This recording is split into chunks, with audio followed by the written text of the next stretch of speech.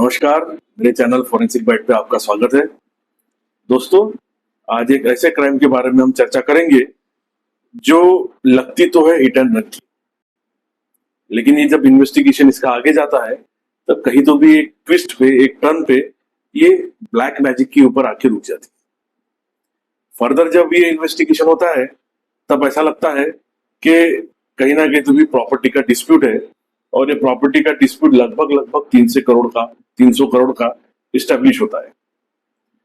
इसमें आरोपी की संख्या इस तरीके से और इस ड्रामेटिक वे से बढ़ती है कि पुलिस को हर आरोपी को रिच होने के लिए, हर आरोपी को बुक करने के लिए काफी एविडेंसेस का और काफी हाईटेक इन्वेस्टिगेशन का सपोर्ट लेना पड़ता है। हर एक आरोपी अपने आप में एक बड़े पोजीशन का, बड़े रसूखदार का पर्सन होता है। उसका डेजिग्नेशन इतना स्ट्रांग होता है कि उसको अरेस्ट करने के लिए, उसको इन्वेस्टिगेट करने के लिए पुलिस को जो प्रूफ की रिक्वायर्ड होती है, एविडेंसेस की रिक्वायर्ड होती है, वो एविडेंसेस को पुलिस को जमाने के लिए बहुत मेहनत करनी पड़ती है। तो आइए जानते हैं किस तरीके से फाइनल आरोपी को इन्वेस्टिगेट करने के लिए पुलिस को किन किन स्टेप से इन्वेस्टिगेशन को ले जाना पड़ा और कितने क्लाइमेक्स आए, कितने ट्विस्ट आए और कितने टर्न्स आए।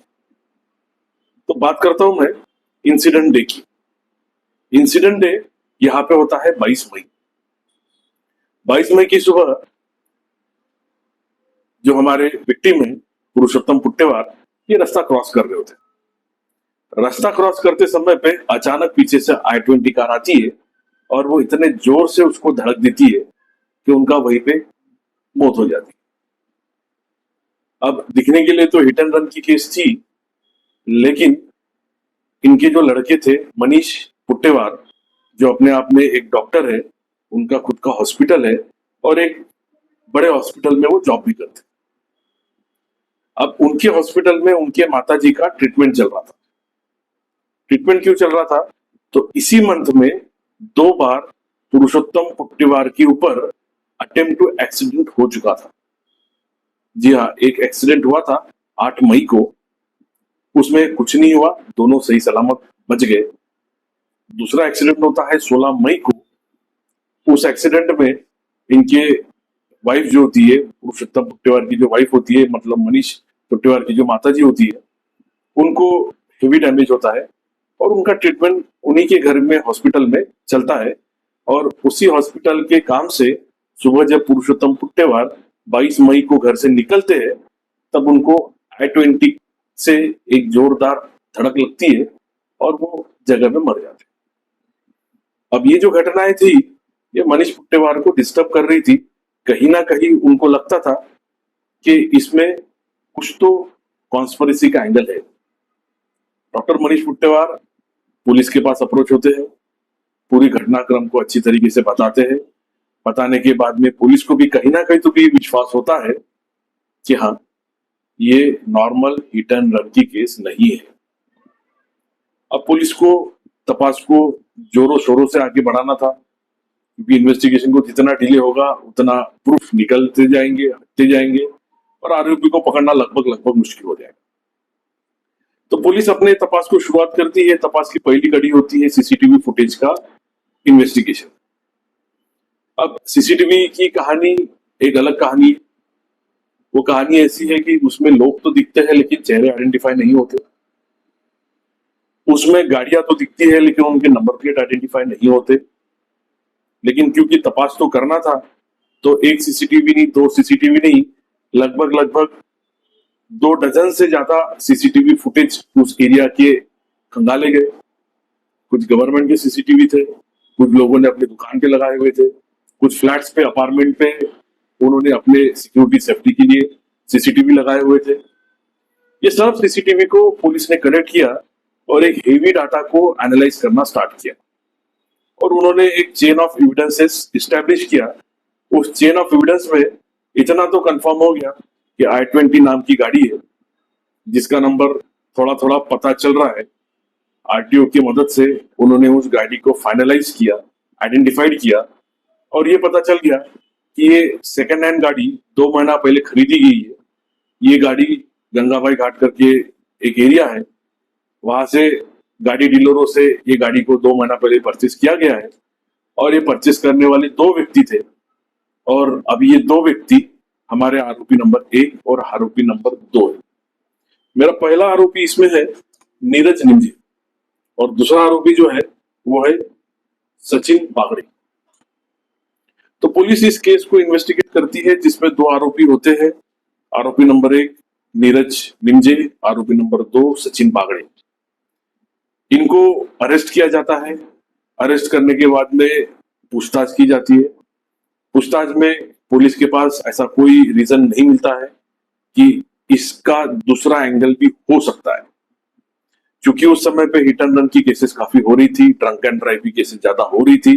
पुलिस ये विश्वास कर लेती है कि हाँ ये ड्रंक एंड ड्राइव की केस थी। आरोपी नंबर 1 आरोपी नंबर 2 गाड़ी में प्रेजेंट थे, उन्होंने रैश ड्राइविंग किया और रैश ड्राइविंग में ये एक्सीडेंट हो गया। दोस्तों केस यहाँ पे लगभग क्लोज हो जाती है। लगभग यहाँ पे पुलिस के पास कोई दूसरा रीजन नहीं होता जिस पे वो बिलीव करे, विश्वास करे कि इसमें अभी और एंगल की रिक्वायरमेंट है। पुलिस उनका पीसीआर लेती है आरोपी नंबर 1 आरोपी नंबर 2 का। आरोपी नंबर 1 2 के बाद जो उनका रिक्वायर एविडेंसेस कलेक्ट करना होता है वो कंप्लीट हो जाता है, तो पुलिस उनको जेल पास कर देती है, एमसीआर उसका हो जाता है। एमसीआर में भी ये एक्सीडेंट का मामला होने की वजह से उनको बेल मिलने के लिए तकलीफ नहीं होती और जल्दी वो जेल के बाहर आ जाते। अब यहाँ पे एक नया ट्विस्ट और नया टर्न आ जाता है। दोस्तों ऐसा होता है ना कि जब हमारे पास में पैसा नहीं होता तो हमारी एक लाइफ होती है, और मान के चलो अचानक से हमारे पास में पैसा आ गया तो हमारी नीयत अब बदल जाती है, हमारी नीयत में खोट आ जाता है। अब जैसे ही आरोपी नंबर 1 और आरोपी नंबर 2 मतलब नीरज और सचिन, इनके पास में पैसा आ जाता है, इनकी लाइफस्टाइल बदल जाती है। अब पुलिस का जो नेटवर्क होता है वो सिर्फ पुलिस स्टेशन तक के नहीं होता, उनके खबरियों का जो नेटवर्क होता है, उनका इंटेलिजेंस जो होता है वो बहुत स्ट्रांग होता है और वो सालों से स्टैब्लिश होता है। पुलिस को उनके एरिया में होने वाली हर एक घटना के बारे में पता होते रहता है और यही खुफिया विभाग करता है। तो पुलिस को खबरियों के माध्यम से ये समझ में आया कि आरोपी नंबर 1 और आरोपी नंबर 2 इनका लाइफस्टाइल बदल गया है। ये जो कभी लोगों को दारू पिलाते नहीं थे, अभी बहुत पार्टियां कर रहे हैं। ये जो कभी लोगों को खाना नहीं खिलाते थे, अभी लोगों को बुला बुला के खिला रहे हैं। इनके दारू की प्राइस भी बड़ी महंगी महंगी है और ये खाना भी बहुत उम्दा क्वालिटी का खिला रहे हैं। तो उनके दोस्तों को डाउट हुआ, उनके दोस्तों को शक आया। ये शक खबरियों तक पहुंचा, खबरियों के माध्यम से पुलिस के पास पहुंचा और पुलिस को जैसे ही ये पता चलता है कि जो आरोपी अभी बेल पे है उनकी लाइफस्टाइल चेंज हो चुकी है, पुलिस अब अलग एंगल से तपास को शुरू करती है। दोस्तों उनको फिर से बुलाया जाता है और उनको बुलाने के बाद उनका फिर अलग एंगल से एक इन्वेस्टिगेशन स्टार्ट की जाती है। इस बार पुलिस को मनी ट्रेल ढूंढना होता है, इस बार पुलिस को उनके नियर और डियर को आइडेंटिफाई करना होता है और इस बार पुलिस को घटना के 2-3 दिन पहले से नहीं, करीब करीब 6 महीना पहले से क्या क्या हो रहा था ये आइडेंटिफाई करना शुरू कर देती है। पुलिस काफी मेहनत करने के बाद और खुफिया डिपार्टमेंट की काफी मदद लेने के बाद, सीडीआर, एसडीआर, डम डाटा, ये टेक्निकल इन्वेस्टिगेशन होने के बाद ये कंक्लूजन में आ जाती है कि इसमें एक तीसरा आरोपी है। पुलिस उस तीसरे आरोपी का भी सर्विलेंस स्टार्ट करती है। पुलिस उस तीसरे आरोपी का भी इंटेलिजेंस के माध्यम से इंफॉर्मेशन गैदर करना स्टार्ट कर देती है और सरप्राइजिंगली वो सभी इंफॉर्मेशन, वो सभी प्रूफ जुटा लेती है और आरोपी नंबर 3 डिफाइन करके उसको अरेस्ट कर देती है। अब ये आरोपी नंबर 3 जो है ये बहुत इंटरेस्टिंग पर्सन सामने आता है। आरोपी नंबर 3, इसका नाम होता है सार्थक बागड़े। ये सार्थक बागड़े जो है ये ड्राइवर है और आपको जान के हैरानी होगी ये ड्राइवर मनीष पुट्टेवार का है, डॉक्टर मनीष पुट्टेवार का है। मतलब जो पुरुषोत्तम पुट्टेवार जिनकी मौत हुई, उनका बेटा मनीष पुट्टेवार, उसका ड्राइवर सार्थक बागड़े, आरोपी नंबर 3। अब यहां से पुलिस को नया एंगल मिलता है और पुलिस मोटिव ढूंढने की कोशिश करती है। हमें पता है कि जब तक क्राइम का मोटिव डिफाइन नहीं होता तब तक के केस कोर्ट में स्टैब्लिश नहीं होते। और सार्थक बागड़े आरोपी नंबर 3 के पास ऐसा कोई मोटिव नहीं था या ऐसा कोई उसको बेनिफिशियरी नहीं थी जिसकी वजह से वो मृतक पुरुषोत्तम पुट्टेवार को किल करने की कोशिश करे। तो ये तो समझ में आ जाता है कि इसका मास्टरमाइंड कोई और है और वो मास्टरमाइंड ढूंढना ये केस को जस्टिफाई करने के लिए बहुत बहुत इंपॉर्टेंट है। अब पुलिस फिर अपने एंगल से इन्वेस्टिगेशन स्टार्ट करती है। पुलिस फिर उसको खंगालना शुरू करती है, पुलिस उसको फिर ढूंढना शुरू करती है और पुलिस अभी आरोपी नंबर 4 तक पहुंच जाती है। आरोपी नंबर 4 का नाम सुन के शायद आप चूक जाओ।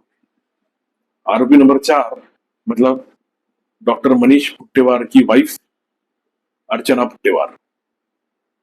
अर्चना पुट्टेवार मतलब मृतक पुरुषोत्तम पुट्टेवार की बहू। आरोपी नंबर 4 अर्चना पुट्टेवार मतलब assistant director government of Maharashtra for the district Gadchiroli for the department town and planning.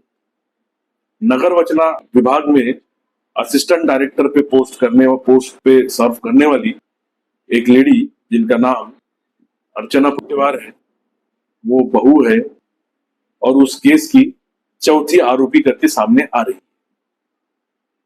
लेकिन इतने बड़े पोजीशन पे हाथ डालने के लिए पुलिस को बहुत पुख्ता एविडेंस की गरज थी और वो एविडेंस अगर पहले मिल जाते हैं तो इन्वेस्टिगेशन आसान हो सकती थी। अगर एविडेंस को बाद में कलेक्ट करने की पुलिस कोशिश करती तो एविडेंस मिटाने की, टैंपर होने की, डिस्ट्रॉय होने की पूरे चांसेस थे। और अगर इस केस में एविडेंस मिट जाते हैं तो उनको फ्रेम करना, उनको फाइनली बुक करना ये लगभग पुलिस के लिए इम्पॉसिबल होने वाला था। तो अरेस्ट के पहले पुलिस अगेन अपने थर्ड एंगल से इसका इन्वेस्टिगेशन स्टार्ट करती है। पुलिस समझ जाती है कि इसके इन्वेस्टिगेशन का सभी राज अगर मिलेगा तो वो मोबाइल पे। तो पहले आरोपी नंबर 4 को पकड़ने से पहले आरोपी नंबर 4 का अगर मोबाइल मिल जाए तो केस लगभग सॉल्व होगी, ये पुलिस समझ चुकी। अब इस मोबाइल को जब ढूंढने पुलिस निकलती है तब ये समझ में आता है कि ये मोबाइल खो चुका है, मोबाइल अपने जगह पे नहीं है और मोबाइल की मिसिंग की कहानी इसके पहले एग्जीक्यूट हो चुकी है, जो पुलिस को विश्वास करने के लायक नहीं थी। पुलिस फिर एक नए ट्विस्ट में आती है और उस ट्विस्ट में पुलिस फिर से जीरो से इन्वेस्टिगेशन स्टार्ट करती है, फिर से सभी बयानात लेती है, फिर से सभी एविडेंस को कनेक्ट करने की कोशिश करती है। फिर अभी फोकस हो जाता है अर्चना पुट्टेवार की तरफ, जो आरोपी नंबर 4 करके इसमें आइडेंटिफाई होती है। तो उसके इर्द गिर्द कौन लोग हैं, उसके नियर डियर कौन लोग हैं, वो किसके साथ, वो किसकी हमराज है, ये जब ढूंढने की कोशिश करते हैं तब एक आरोपी नंबर 5 आइडेंटिफाई होती है। दोस्तों, ये आरोपी नंबर 5 भी अपने आप में बड़ी पोस्ट है, बड़ी हस्ती। आरोपी नंबर 5 एक लेडी है जो by profession, bye education architect है और जो बाय सर्विस पीए है, असिस्ट करती है डायरेक्टर को, मतलब अर्चना पुट्टेवार को। अब फिर एक रेपुटेड पर्सन के ऊपर अरेस्ट करना और उसको उसको उसको बुक करना पुलिस को विदाउट प्रूफ ये पॉसिबल होता नहीं है। लेकिन पुलिस अभी आरोपी नंबर 5 जिसका नाम पायल लागेश है, जो आर्किटेक्ट है, जो पीए है टू असिस्टेंट डायरेक्टर मतलब अर्चना पुट्टेवार को, इसको पुलिस अपने तरीके से इन्वेस्टिगेशन स्टार्ट करती है। पुलिस को कुछ लीड मिलती है और उस लीड के बेस पे उसके घर पे सीज किया जाता है, सीजन सर्च किया जाता है। अब जब सीजन सर्च होता है तब उसके घर पे पुलिस को वो जैकपॉट मिलता है जिसका वो तलाश कर रही थी। जी हाँ, उसके घर में अर्चना पुट्टेवार का मोबाइल मिल जाता है और इस घटना से पुलिस एक अच्छे मुकाम पे आती है। लेकिन एक नया ट्विस्ट फिर से सामने आता है। अभी तक के 5 आरोपी आइडेंटिफाई हो चुके हैं। आरोपी नंबर 1 नीरज निमजे, आरोपी नंबर 2 सचिन बागड़े, आरोपी नंबर 3 सार्थक, आरोपी नंबर 4 जो खुद अर्चना पुट्टेवार है, आरोपी नंबर 5 जो उसकी आर्किटेक्ट है पायल नागेश, ये 5 लोग अभी अरेस्ट हो चुके होते।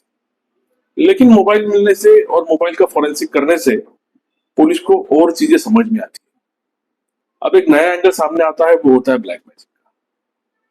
पुलिस को जो evidences, traces, artefacts, file folders mobile से बरामद होते हैं, उससे एक एंगल सामने आता है। वो एंगल कुछ इस तरीके का है जिसमें ये कंफर्म भी होता है, ये आरोपी नंबर 5, आरोपी नंबर 4 अर्चना के बयान में भी आता है और वो कमिट भी करती है कि पुरुषोत्तम पुट्टेवार एक धार्मिक स्टाइल के लोग पर्सन थे। अब ये चूंकि ज्यादा धार्मिक पद्धति के लोग थे तो ये ब्लैक मैजिक भी करते थे, और ये ब्लैक मैजिक के वजह से अर्चना का जो भाई था प्रवीण पार्लेवार, इसकी मौत हो जाती है 2007 में। और सरप्राइजिंगली यहाँ पे थोड़ा सा आपको रिलेशन को भी समझना पड़ेगा कि अर्चना का जो भाई प्रवीण पार्लेवार है, उसकी जो बीवी है, ये बीवी है मनीष की बहन। मतलब मनीष और योगिता, ये 2 लड़के होते हैं पुरुषोत्तम पुट्टेवार। और मनीष की जो सिस्टर है योगिता, ये शादी करती है अर्चना के भाई के साथ, प्रवीण के साथ। और 2007 में प्रवीण की मौत हो जाती है। रीजन अननोन होता है, रीजन थोड़ा सा ब्लैक मैजिक की तरफ होता है। तो ये पार्लेवार परिवार पूरा डिस्टर्ब होता है और ये विश्वास करते हैं कि हमारे साथ कुछ ब्लैक मैजिक एक्टिविटी हुई और उसका जवाबदार पुरुषोत्तम पुट्टेवार है। अब इस एंगल को इस्टेब्लिश करना, ढूंढना, वर्कआउट करना, क्योंकि अभी भी मोटिव क्लियर नहीं है और बिना मोटिव को क्राइम को इस्टेब्लिश करना लगभग मुश्किल है, तो पुलिस फिर से एक जीरो पे आ जाती है। क्योंकि अभी मामला 2007 का है, ब्लैक मैजिक का है, और ब्लैक मैजिक को इस्टेब्लिश करना, प्रूफ करना, कोर्ट में रखना, ये अपने आप में फिर से मुश्किल हो जाता है। तो पुलिस अभी इस मामले में मास्टरमाइंड कौन है और ये मास्टरमाइंड का होने के चांसेस है, ऐसा उनको लगता है। पुलिस फिर जीरो से इस्टेब्लिश करती है, पुलिस फिर इन्वेस्टिगेशन स्टार्ट करती है। अभी पुलिस के पास में 5 आरोपी है। 5 आरोपी को बहुत अच्छी तरीके से इंट्रोगेट करके उनका पीसीआर वगैरह सब लेके पुलिस एक 6वें आरोपी की तरफ बढ़ती है। और 6वां आरोपी अगेन एक सरप्राइजिंग एलिमेंट सामने आता है। 6वां आरोपी है प्रशांत पार्लेवार।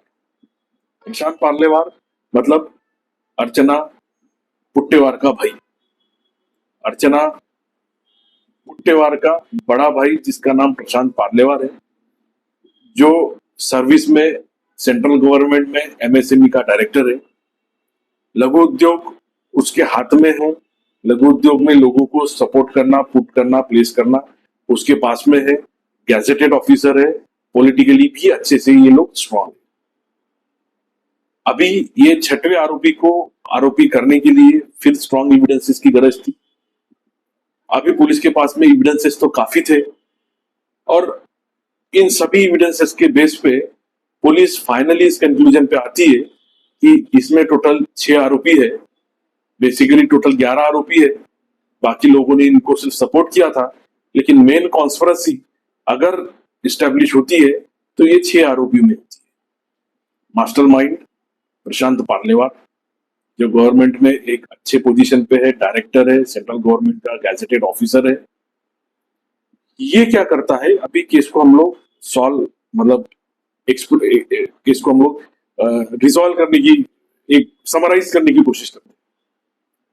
तो समीर प्रशांत पार्लेवार जो ब्लैक मैजिक से परेशान था, प्रशांत पार्लेवार जो प्रॉपर्टी से भी बेनिफिटेड होने वाला था, क्योंकि प्रशांत पार्लेवार की एक सिस्टर पुट्टेवार के एक भाई के पास गई है, उसकी दूसरी सिस्टर दूसरे भाई के पास गई हुई है।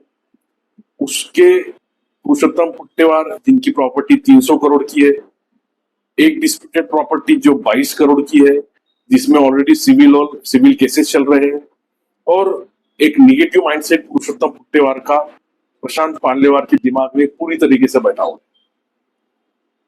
प्रशांत पार्लेवार एक अच्छी पोजीशन पे है, तो वो ये साजिश को रचना स्टार्ट करता है। वो साजिश के तहत आरोपी नंबर 3 प्रशांत बागड़े को ड्राइवर करके मनीष पुट्टेवार के यहाँ प्लेस करता है।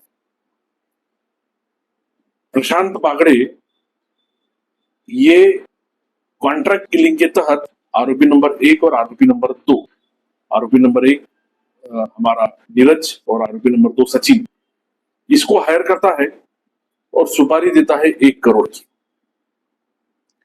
1 करोड़ के साथ साथ जो बेनिफिट ड्राइवर को होने वाला है, मतलब आरोपी नंबर 3 को होने वाला है, वो ये होने वाला होता है कि कुछ दारू के ठेके, दारू के लाइसेंस प्रशांत पार्लेवार उसको देने का कमिट करता है। अब एक ड्राइवर को दारू के लाइसेंस और दारू के अगर ठेके मिलेंगे तब वो कुछ भी करने के लिए तैयार होना स्वाभाविक था, ये उसका मोटिव था। प्रशांत पार्लेवार जो आरोपी नंबर 6 है, उसको रिवेंज लेना था और उसका ध्यान सीधा सीधा 300 करोड़ के प्रॉपर्टी के ऊपर था। मृतक पुरुषोत्तम पुट्टेवार, उनकी बहू अर्चना पुट्टेवार, इसका इस्तेमाल किया गया या ये भी उसी में पूरी तरीके से इन्वॉल्व थी, जिसको साथ दिया आरोपी नंबर 5 पायल नागेश ने, जो उसकी असिस्टेंट थी, जो उसकी सेक्रेटरी थी। इस तरीके से एक हाईटेक क्राइम को रचा गया और हाईटेक क्राइम को सॉल्व करने के लिए लगभग पुलिस को 4 महीना लगा। लेकिन एविडेंसेस इतने स्ट्रांग थे, एविडेंसेस इतने बेस्ट थे कि ये एक बहुत हाईटेक और बहुत बढ़िया तपास नागपुर पुलिस द्वारा पूरा किया गया। दोस्तों, क्राइम को इन्वेस्टिगेट करने के लिए जितना टेक्नोलॉजी का यूज होता है, उतना ही ट्रेडिशनल मेथोडोलॉजी का भी इस्तेमाल किया जाता है।